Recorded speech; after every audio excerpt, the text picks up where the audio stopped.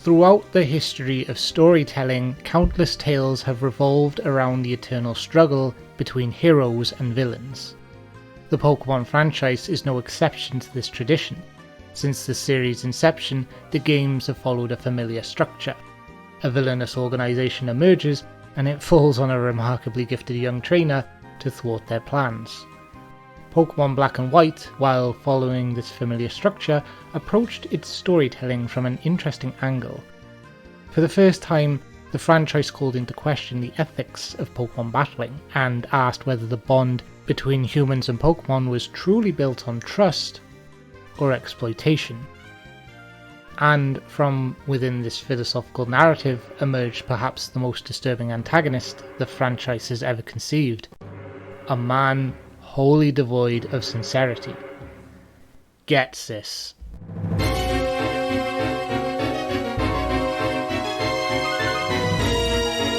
Ghetsis' ambitions remain consistent throughout every one of his appearances in Pokemon. Absolute dominion. His lust for power is both political and personal. He takes evident pleasure in manipulating others and keeping them under his thumb. Willing to threaten people's lives should they double-cross him is what sets Ghetsis apart from other villains in the series. This is Ghetsis, Pokemon's most vile character.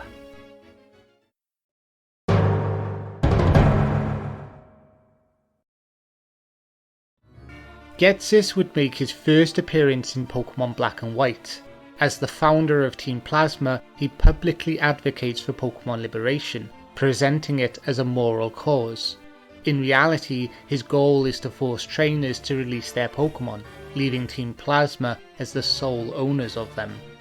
To achieve this, he raises N in isolation, a mysterious young man who was raised by Pokemon and has the unique ability to understand them.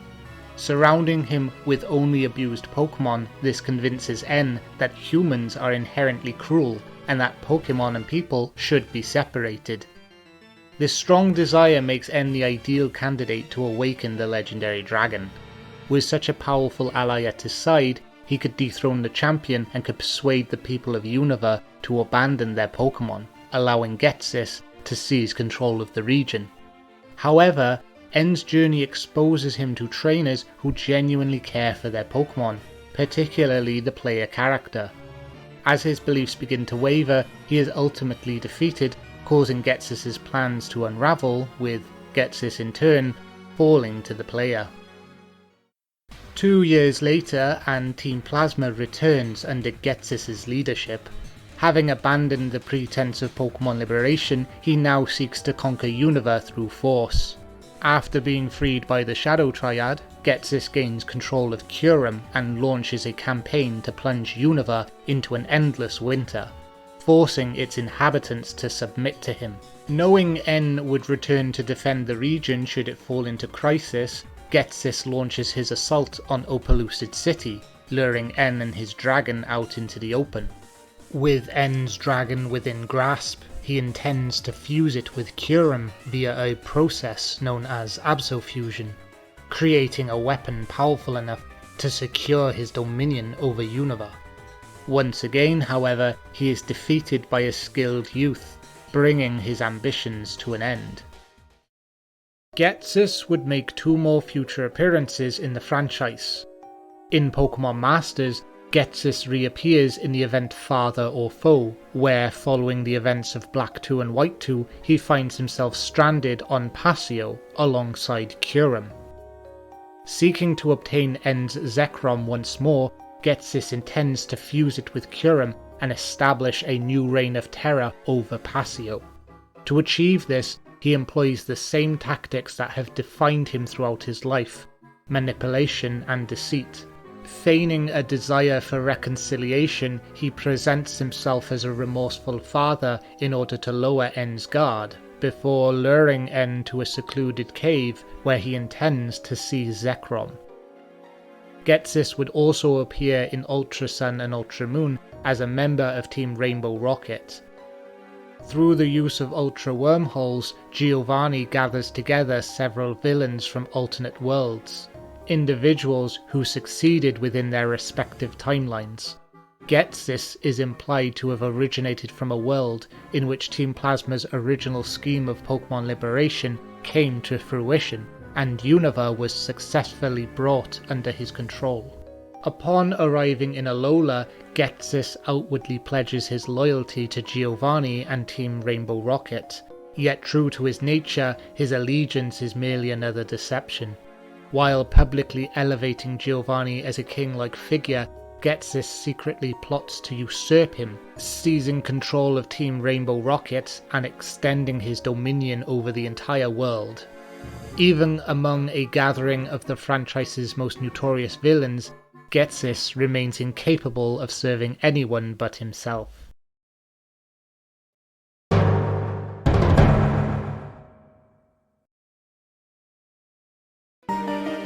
While Ghetsis' actions leave little doubt as to the kind of man that he is, a character is more than the deeds that they commit. The most compelling villains are often defined by subtler details that shape their presentation, and this is also true for Ghetsis. He possesses two distinct designs, the first of which, seen in Black and White and later in Ultra Sun and Ultra Moon, dresses him in ornate robes that evoke a somewhat royal and religious authority. His second design, introduced in Black 2 and White 2, and later reused in Pokemon Masters, uses a dark and imposing cloak. Despite their differences, both designs incorporate eye-like motifs that express Ghetsis' imperious nature. Shared across both designs are some other notable features, the covering of his right eye and the concealment of his right arm. During the opening sequence of Black and White, Ghetsis' right arm appears completely blackened, suggesting the presence of a severe injury or physical abnormality. The eye covering further contributes to the design philosophy. Its placement on the same side as his concealed arm is unlikely to be a coincidence. Finally, another subtle detail can be found in his facial structure. Across his battle portraits in the Unova games, his model in the Ultra games, and even in the animated series The Plan, Ghetsis' upper right lip appears uneven, which suggests the signs of facial weakening in the right side of his face. Taken together, these details create a reoccurring pattern of asymmetry throughout Ghetsis' design. The games never provide a definitive explanation for these features, and as a result, numerous theories have emerged. A popular suggestion is that he lost his eye during an encounter with a Pokemon, with the defect to his right arm also being attributed to such an encounter. My own personal interpretation is that Ghetsis may have suffered from some form of neurological injury like a stroke, with his eye covering functioning as a visual aid. This theory would also account for other physical irregularities on his right side, such as his slanted lip. His Pokemon also play an active part in shaping his character, in particular his ace Pokemon Hydreigon. Known as the Brutal Pokemon, the Pokédex describes Hydreigon as a destructive Pokemon that is easily provoked at the sign of movement, traits which blend cohesively into Ghetsis' character. His Hydreigon possesses a remarkably diverse move pool, with powerful attacks that curiously strike every member of N's team for super effective damage. Dragon Pulse covers N's legendary dragon. Fire Blast deals with Vanillux and Klinklang. Surf covers Archeops, and Focus Blast threatens both Caracosta and Zoroark. Given that Ghetsis' ultimate intention is to discard N once he has fulfilled his purpose, Hydreigon's moveset can be interpreted as evidence of that. This attention to characterization through his Hydreigon continues into Black 2 and White 2. Here his Hydreigon exchanges a special moveset for a physical one. Most noteworthy among these is Frustration, a move whose power increases the more the user hates its trainer, with Hydreigon's Frustration operating at full strength, implying an exceptionally low level of friendship. Hydreigon's base friendship value is 35, meaning its happiness would need to be 0 in order for Frustration to reach its full potential. Ghetsis openly disregards Pokemon as tools, and Hydreigon's low friendship suggests this attitude extends beyond just rhetoric. Lastly, while examining Ghetsis' choice of Pokemon, it's worth looking at his team in Ultra Sun and Ultra Moon. Like the other members of Team Rainbow Rocket, Ghetsis commands one of the legendary Pokemon associated with his home region. Among the Rainbow Rocket leaders, there appears to be a deliberate pattern regarding their legendary Pokemon. For example, in Ultra Sun, Cyrus uses Dialga, while Lysander uses Xerneas. In Ultra Moon, these choices are reversed, with Cyrus using Palkia and Lysander using Yveltal. This corresponds neatly with the version mascots of the games they're from. Diamond and X align with Ultra Sun, while Pearl and Y align with Ultra Moon. Following this pattern, one would expect Ghetsis to use Reshiram in Ultra Sun and Zekrom in Ultra Moon, mirroring the legendary Pokemon obtained by the player in those respective games, and yet the opposite is true. In other words, he possesses the dragon that belongs to N. This detail becomes particularly unsettling when considering that these villains are from worlds in which they achieved their goal. If Ghetsis truly succeeded in conquering Unova and giving his disregard for others, then his possession of N's dragon raises an uncomfortable question. What happened to N? I have spoken briefly about Ghetsis' mistreatment of N, but it's worth pausing to fully appreciate the severity of what he did. He took an innocent child, isolated him from the outside world, and carefully controlled every aspect of his upbringing. By surrounding N with abused Pokemon, Ghetsis cultivated within him a distorted view of humanity, and all in service of an elaborate scheme that would one day allow him to rule Unova. The psychological damage inflicted on N is difficult to overstate. It is this weaponization of other people's thoughts and feelings that makes Ghetsis particularly vile. While villains such as Cyrus and Lysander pursue ambitions that would have resulted in a catastrophic loss of life, their actions are largely detached and ideological in nature. Ghetsis' cruelty, by contrast, is personal. He does not merely seek to conquer people, but to control and break them. This willingness to inflict harm extends far beyond N.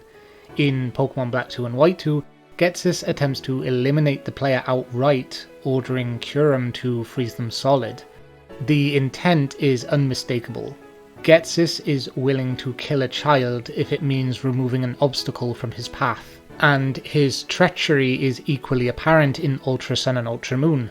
Following his defeat, Ghetsis takes Lily hostage and threatens her safety in a final attempt to force the player into submission. Even after his plans have failed, Ghetsis continues to remain a persistent threat.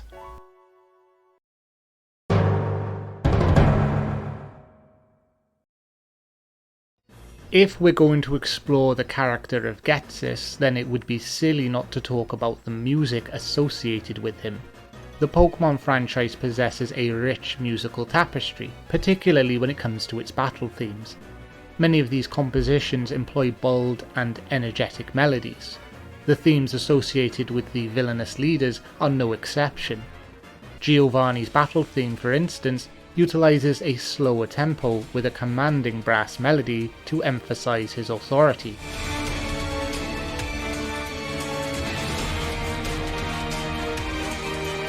While Maxie and Archie's shared theme features an explosive trumpet-led melody that reflects their passionate yet reckless ambitions.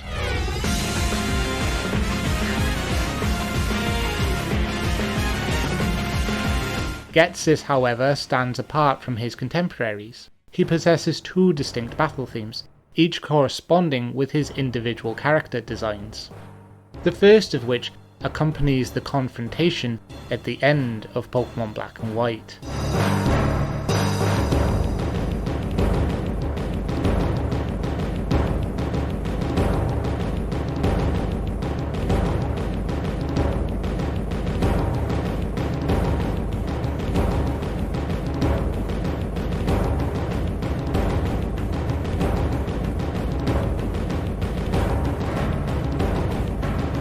The relentless percussion of timpani drums creates a prolonged sense of discomfort, denying the listener of a clear melodic hook. The drums play a C sharp and G before rising an octave to G and C sharp. These two notes played together create a dissonant interval known as a tritone, historically referred to as Diablos in Musica, or the Devil's Interval. Ghetsis' Japanese name, Ghetsis, references this tritone which plays continuously on the timpani throughout his battle theme. The use of orchestral drums as the defining feature of the song is shared only by Arceus, the god Pokemon that created the universe. As the percussion increases in intensity, the tension swells until...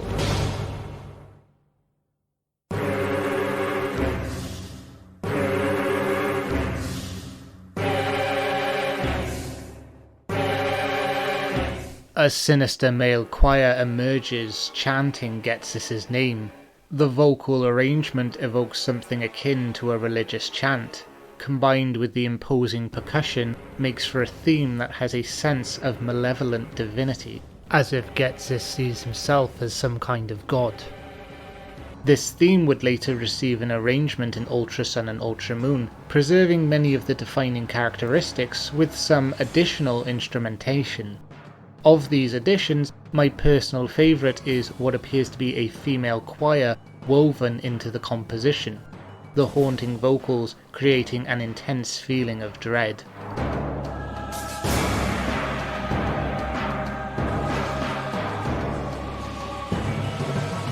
Ghetsis' second battle theme, however, stands in stark contrast to the slow and foreboding nature of his first.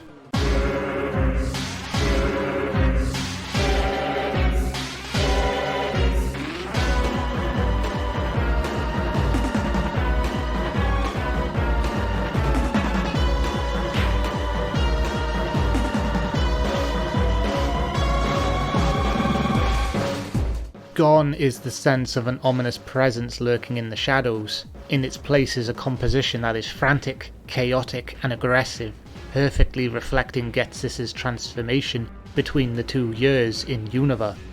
The music mirrors this shift in character. The frantic percussion coupled with the strained guitar riffs creates a sense of instability. The arrangement in Pokemon Masters preserves this chaotic feeling, with a motif from Ghetsis' Ambitions woven into the melody.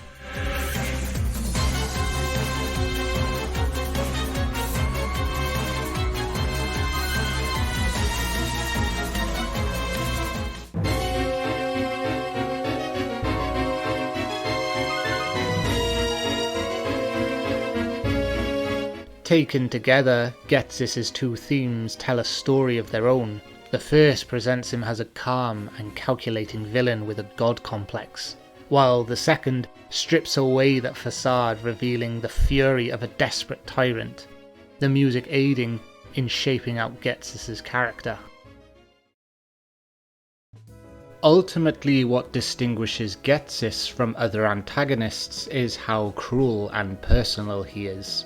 He is not driven by guided idealism, a desire to improve the world, or even a warped sense of justice. No, his actions are motivated by power alone. Every relationship he forms is transactional and exists as a means to an end. With no regards for the lives of others, Ghetsis views both people and Pokemon as nothing more than tools to realise his dreams of domination. And this is what makes him really stand out as a character, particularly within the framework of Pokemon, a franchise associated with younger audiences. Even so, compared to villains from wider media, he stands apart as being especially harrowing, and it is this villainy that makes him Pokemon's most vile character. Thanks for making it to the end. I hope you enjoyed this analysis, and if you did, please consider liking, subscribing and hitting the bell icon so you don't miss out on future analyses. You can also further show your support by donating to my Ko-fi, the link of which is in the description below. Thanks for watching now. Ta-ra!